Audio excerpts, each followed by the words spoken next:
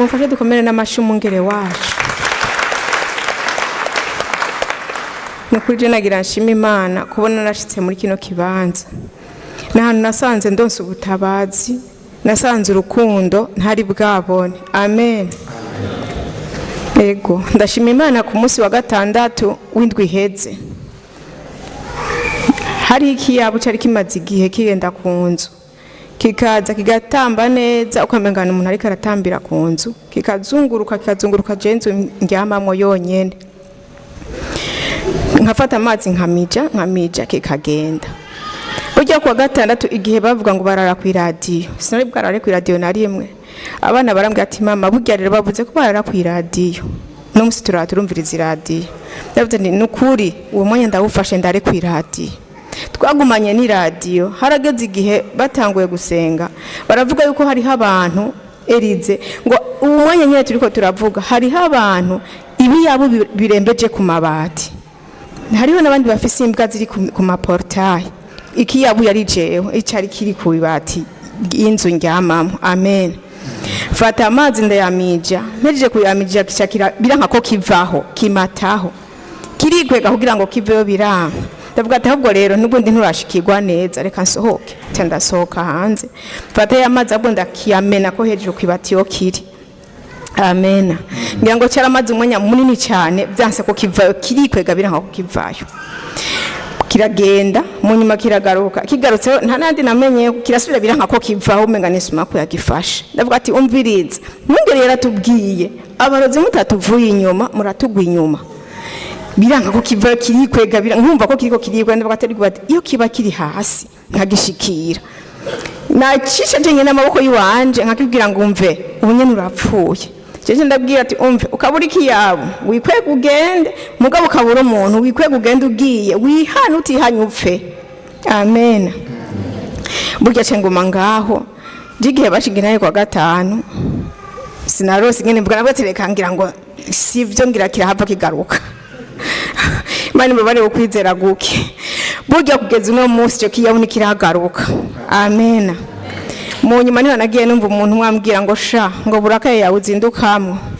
Ubwego kweri ngo ni sawa kabisa. Ndavuga ati ijya burakaye ijya ngiye kuyibonera mu Imana. Ivyigira byose ko biriko biraza byizana mu biyabo byigira ko byishakiye. Ijya ngiye kuyibona mu Imana. Amen. Ndashimira Imana ku munsi wa gatanu. Je navuye ngaha ndataha bahejeje kudusengera n'abana. Nshitse muhira nja mu isoko mu Kinama. Hari hano rero nkase kujya gatatu manuka muhira kandi na mbere harahatswe kumpitana aho hantu nikinga. Nza nikinga nyene nta modoka twabona inyuma yacu nta yari ihari. Dukase ngo tugira twinjire kujya gatatu bugi taxi hatswe kunseka neza. Ndavuga ne mani taxi yarivuye hehe.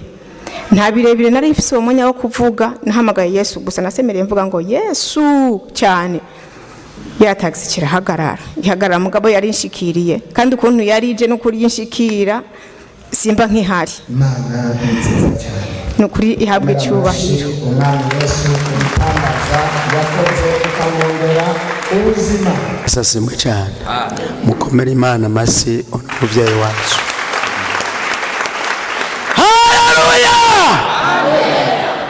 Hama icyo gombye gushimira Imana mpagaze hano simira Imana imbere y'isengero. Hari gitangaza ndabonye ku munsi wa kabiri. Ku munsi wa kabiri ndiraze hano hari bibazo ndari mfise byari binduhize cyane ndari ndabonye Satani yari yamfuye. Kubera iyo tukutashinga ndaye Satani arababara kuko tuba tuvuza amabanga yiwe. Akandi ayo mabanga yiwe abamenya abantu bese yabose. Rero kubera amenya amabanga ya abantu bese yabose Satani akaba yumvise ivyo yakoze kuri abo bantu atabagomba yuko bava muri ayo mabohero muri ako kabohero muri ayo mabohero yababoheyemo cange muri aho hantu yabasize kugira ngo bamenye ukuntu bamwirukana cange bamenye ukuntu basenga. Satani acababara kazaguza ibitero kubamenya amabanga. Ico gituma yango Satani kudusinga intaye ivyo ndabizi gose cyane. Sice hano ndarazgiye turabonana nuno muvyeyi wacu nukuri ari mu Imana iterese muri we ndarayibonye bede ndatumone dafise kwizera yizere Imana iri muri we igendana nawe ibana nawe. Ndayibonye mu buryo bumeje gute. Ndarabonanye nawe arambwira, ndamubwira ikibazo canzanye mu biro, ahezeze aransengera. Ahezeze kunshengera hari ivyo yambwiye twavuganye nibanga ryanze sinkunda kuvuga vyose wapi.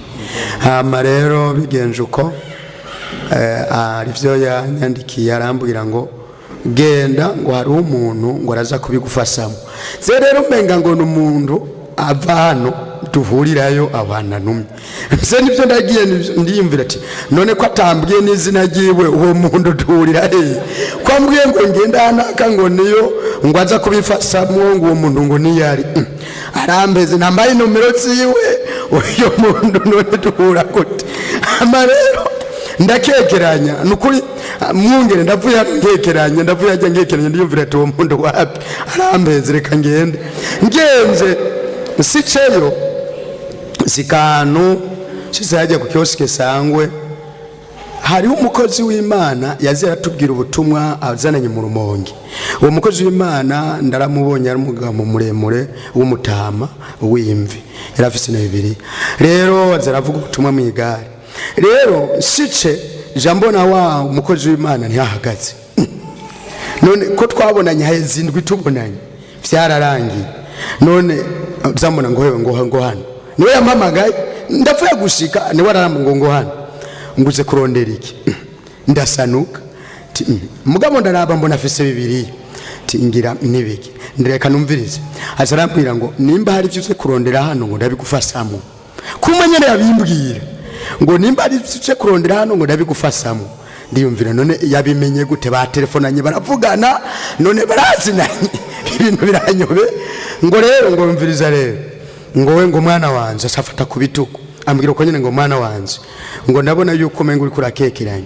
Ngo rero ngo ivyuze kurondera ngo nimbuze kurongura ngo ari telefone uze kuyigura ngo hano ngo arabasuma besi ngo ndabigufashamo. Ngo nimba ari vyuze kurondera hariya na hariya ngo muri kopeke ngo ndabigufashamo. Ngo rero ngo vyuze kurondera mu byose ndabigufashamo. Ngo muga ngo muri kopeke ngo hari abantu besi ngo nibiza gukunda. Ngo kirese zewe ndabigufashizemo. Ngo ukaba ndabigufashizemo ngo nibiza gukunda.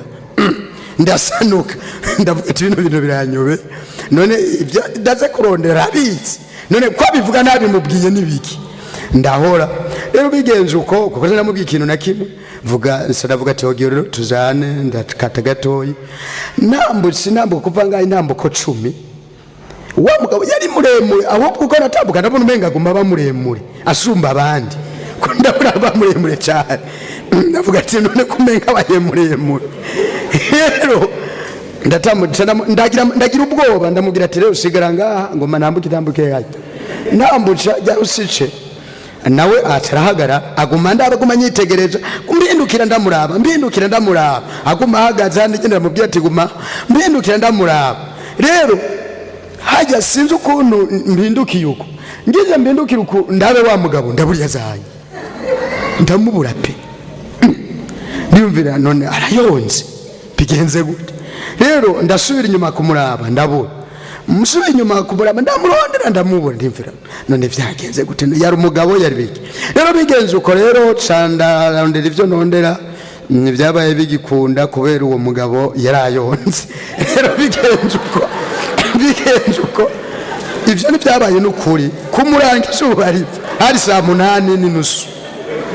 Rero ndavuga ati ko bigenze uko nta kundi reka mbagaza uza numvizwe iraje ngo wewe wamubwiye ngo asigare ngango kandi yabikubwiye ngo ari gufasamo ngo yagiye ngo haje ngo nibigikunda. Ndavuga ati none yari marayika. Ngira yoba yari marayika none ko yambwiye ngo arabe imfasamo ngira yari marayika none yari yabimenye. Rero ngeze uko navuga ndarondera ivyo ndondera byabaye bigikunda ndagenda ngiye numvizwe irambwiye ati sitora ayo mafaranga utore muri ayo ugende ubikoresa. Ndayatora ndari mfise nayane ndatora ndabikora. Kuwa gatatu rero gitanga ndaciye mbona amafaranga asumba yo ndari nkeneye kandi ndaciye ndiyabona mu buryo bw'igitangaza aho nyene ndiko ndasenga. Rero muhira ndiko ndasenga cyane ngo ko nasiye sikasenga mvuga ati mana wakoze wanyeretse ikimenyetso ko yabimbwiye ko ari umuntu aza kubimfashamo. Mugabo nize ndasamaye siwe ivyo yambwiye ndase kwizera ivyo yambwiye muganda yasama ndiko ndasengatira mababarira kuri ibintu vyagenze ukunuko janumvizwe irambwira ngo ujya yari marayika ngo rero ngo wahombye ngo kandi yuja gutora bijya bintu uhari mu rupfungurujo rwawe nuko nyene wewe yakubwiye ibintu bibi nimba ari telefone mbarira ndagufasha nimba ari muri kopeke aho ni hari n'amaherasi mbarira ndagufasha uragenda ugeze hano uravuga ngo yahagarara ngaho noneho wumva ari cyo Imana itari yakoze ntacyo itari itakoze urumva ko wasize Imana nyine ukavuga ati reka ndiyeranja nta kundi ariko Imana ishimwe ko yakwiyeretse ukindi gihe ntitwakubwira ati genda turaronka abagufasha ntuzosubire sinzi ingene bizokira ndaheze so ngomba gushimira Imana rero cyo simira Imana nukuri ndashimira Imana ko ivyo ndari ndondera umva ndarabitase ndabironga kwa gatatu bukeye bwa ndaciye ndonga ibirenze vya bindi tsandagura ivyo ndari nkeneye hama gusima kwanje kwa ruko amashi ku mwana wacu